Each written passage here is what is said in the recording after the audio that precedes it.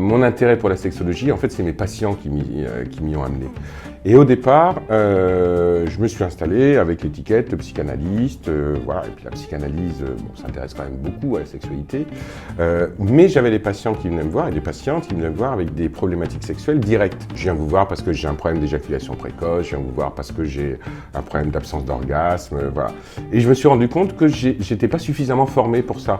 Que même avec le bagage psychanalytique, qui est quand même un bagage qui s'appuie beaucoup sur l'interrogation, sur le désir et tout ça, qu'il me manquait quelque chose. Donc du coup, j'ai fait une formation en sexothérapie. Et j'ai eu l'immense chance de participer à la 2e formation de sexothérapie en France, avec la créatrice de la sexothérapie, Suzanne Kepes. Suzanne m'a amené à une réflexion haute sur la sexualité, qui n'était pas simplement qu'une réflexion autour de la sexualité fonctionnelle, mais qui était aussi autour de la dimension historique de la sexualité, la dimension culturelle, la dimension politique également de la sexualité. Et tout ça, ça m'a ouvert au niveau de la réflexion beaucoup de portes. Du coup, je me suis retrouvé à découvrir un domaine qui est le domaine de la sexothérapie et de l'étude des sexualités humaines, qui est un domaine qui d'emblée m'a passionné et puis que je continue encore à tenter d'approcher et d'étudier le mieux possible, quoi. À mon avis, on devient sexothérapeute aujourd'hui parce que la problématique sexuelle, elle est de plus en plus au centre du débat, si je puis dire. Il y a de plus en plus de personnes qui ont des problèmes sexuels et qui sont, je dirais même, étonnées d'en avoir. C'est-à-dire que ça, c'est tout le problème avec la sexualité. C'est-à-dire qu'il y a l'idée que la sexualité est quelque chose qui va de soi. Non, ce qui va de soi, c'est la procréation. On a à l'intérieur de nous une programmation à perpétuer l'espèce qui est présente chez les hommes, chez les femmes. Mais la sexualité en tant que telle, ça va pas de soi. C'est-à-dire que le désir, ça va pas de soi. Les fantasmes, ça va pas de soi. La rencontre avec son propre corps et le corps de l'autre, ça va pas de soi. Tout ça, ce sont des choses qui sont un petit peu difficiles à vivre, difficiles à intégrer, difficiles à comprendre. La base de la sexothérapie est quand même très axée sur la psychanalyse, sur la psychanalyse dans le sens large du terme. Ça, on pourra peut-être parler de qu'est-ce que j'entends par le sens large du terme psychanalytique, mais c'est vraiment l'idée que la sexualité, c'est pas juste une rencontre de sexe, de corps, de sueur et tout ça, c'est ça, mais c'est aussi 2 histoires qui se rencontrent, ce sont des valeurs, des croyances qui se rencontrent, qui s'accordent ou qui se désaccordent, donc c'est ça qu'on regarde. Donc il y a vraiment en sexothérapie une vision assez large de la sexualité et qui replace toujours la sexualité d'un individu dans un contexte donné. On ne reste pas fixé sur le symptôme et on ne reste pas fixé essentiellement sur le fait que, voilà, sur ce que j'appelle habituellement le frottement de muqueuse, c'est pas que ça qui nous intéresse en sexothérapie. On essaye d'aller voir aussi sur d'autres terrains, quoi. Cette formation en sexothérapie, elle s'adresse principalement à des personnes qui sont déjà thérapeutes. Je dirais que c'est le profil un peu idéal. Des personnes qui sont déjà thérapeutes, quel que soit leur parcours, qu'ils aient fait un parcours dans ce qu'on appelle traditionnellement les thérapies brèves ou des thérapies plus longues, voilà, qui viennent de l'hypnose, de la PNL, de la Gestalt, voire même de la psychanalyse, cette formation, elle est pour eux. Elle est pour eux dans le sens où c'est un espace aussi, et ça je défends vraiment beaucoup cette idée, c'est un espace de recherche et d'interrogation autour de la sexualité. J'ai pas la prétention de dire aux personnes qui viennent en formation avec moi, la sexualité idéale, c'est ça et c'est pas autre chose. C'est un espace où on va regarder un certain nombre d'éléments, des cas cliniques, j'apporte beaucoup de cas cliniques, et puis on va essayer de comprendre ensemble comment on peut accompagner quelqu'un qui est en difficulté dans son rapport au désir, son rapport au plaisir, son rapport aux émotions liées à la sexualité. Donc cette formation, elle s'adresse principalement à des personnes qui ont déjà tracé le sillon de leur posture de thérapeute et qui ont besoin d'avoir cette spécialisation en sexothérapie qui va leur permettre, comme ça l'a fait pour moi d'ailleurs, qui vont leur permettre d'ouvrir le champ de l'accompagnement de la sexualité et des interrogations qui sont autour de la sexualité humaine.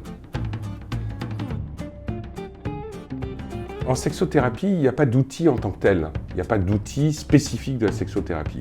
Je dirais presque que l'outil, d'une certaine manière, la pratique sexothérapeutique, c'est dans l'intimité qu'elle se vit, qu'elle se développe. Donc, moi, je travaille beaucoup en sexothérapie avec la dimension de la symbolisation. Ce que je veux dire par là, c'est que si on y réfléchit bien, on passe plus de temps à penser notre sexualité qu'à la vivre. Donc, la représentation qu'on a de la sexualité, les projections que l'on fait, l'organisation des fantasmes, tous ces éléments-là conditionnent une certaine manière d'être en lien avec sa sexualité. Donc les outils que j'utilise sont des outils qui vont être sur le terrain symbolique. Donc j'ai repris beaucoup d'outils de l'art-thérapie que j'ai adaptés à la sexothérapie. J'ai repris beaucoup d'outils qui sont en lien avec la gestalt. Mais la gestalt-thérapie travaille beaucoup sur le lien au patient. C'est un lien qui est dans l'ici et maintenant et où le corps il est présent. Et donc je travaille beaucoup aussi avec des éléments corporels également, qui sont des éléments simples. Hein. C'est pas du massage ou du toucher ou des choses comme ça. C'est simplement aussi comment on est bien.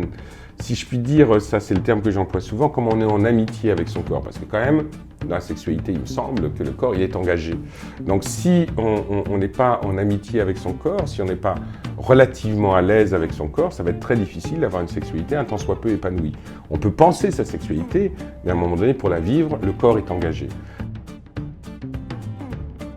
Les bénéfices de ces deux niveaux de formation à la sexothérapie, je dirais dans un premier temps, ils sont simples. C'est tout simplement, et ça c'est ce que les gens me renvoient aussi à la fin des formations, c'est tout simplement d'avoir un espace à l'intérieur duquel on peut parler de sexualité, on peut réfléchir autour de la sexualité et on peut réfléchir à comment on accompagne nos patients. Mais le mot « mais » est un peu fort, il paraît restrictif, mais les thérapeutes qui viennent se former à cette spécialisation-là, ce sont aussi des personnes qui ont une sexualité. Et donc la formation, ça vient aussi les chercher à des endroits personnels, intimes, qu'on ne travaille pas, puisque ce n'est pas de la thérapie de groupe, bien entendu, mais ça modifie quand même leur regard sur leur propre sexualité. Et c'est ça qui est intéressant, c'est tout d'un coup que ces deux temps de formation proposent une autre dynamique, un autre regard et une autre manière d'accompagner ces patients, parce qu'il y a aussi quelque chose qui se modifie chez le thérapeute qui suit cette formation-là. Alors, la question de la sexualité des réseaux sociaux, c'est une préoccupation que j'ai depuis peu de temps. Je suis en train de m'interroger dessus. Je fais allusion, bien sûr, à l'importance des réseaux sociaux, à l'importance de l'image virtuelle, de la projection qu'il y a par rapport au corps de l'autre, au désir, voilà, tous ces éléments-là. Je m'interroge beaucoup sur le lien de la sexualité avec le monde virtuel. Donc, qui va passer par les réseaux sociaux, qui va passer aussi par les jeux vidéo, par les vignettes pornographiques également. Il y a tout ça qui est en jeu, c'est-à-dire que moi, ma question fondamentale, c'est si tout cela se développe, et ça va se développer, c'est quelle va être la place du corps réel. Là, je crois qu'il y a un mois, il y a un Japonais qui s'est marié avec une femme virtuelle. Donc c'est quand même assez ahurissant. Les hologrammes qui vont arriver bientôt, c'est-à-dire que bientôt on aura des relations sexuelles avec des êtres holographiques. Donc comment ça va changer la sexualité ?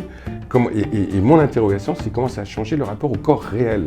Les thérapeutes avec qui je travaille, ici, mais comme dans d'autres centres de formation, sont la plupart du temps des personnes qui ont un profil où ils sont un peu anti-réseaux sociaux. C'est-à-dire de se dire non, moi je vais pas aller sur Facebook, moi je regarde pas les jeux vidéo, moi je m'intéresse pas aux séries par exemple. Et je leur dis faites attention, vous coupez du monde réel dans lequel sont vos patients. Et dans la formation, moi j'utilise beaucoup d'exemples cinématographiques, littéraires et je me base beaucoup sur les séries par exemple. C'est-à-dire qu'il y a des séries qui sont des séries qui pour moi sont très intéressantes d'un point de vue psychologique, psychopathologique, Game of Thrones et d'autres. Donc j'ai en face de moi des gens qui me disent ah, attends mais moi j'ai pas vu et tout. Ben, va voir. Intéresse-toi au monde qui est le monde dans lequel sont tes patients. Il faut connaître ce monde-là pour connaître le monde qui est porté par ces patients. Il ne s'agit pas d'y adhérer, mais en tout cas de le connaître. Si on est dans un système binaire, voilà, le monde réel c'est bien, le monde virtuel c'est nul, on ne va pas s'en sortir. Et je pense que la virtualité elle est là, elle est de plus en plus prégnante. Et faut travailler avec, il faut essayer de la comprendre, faut vivre aussi, j'allais dire, faut vivre avec son temps, mais oui, c'est quelque chose qui est de cet ordre-là. À quel moment la vie virtuelle va-t-elle être plus forte que la vie réelle? Je ne sais pas. Et comment ça va jouer sur la sexualité? Voilà. Je suis dans l'interrogation, mais en tout cas, c'est un sujet d'étude pour moi extrêmement fort et extrêmement prégnant, en tout cas.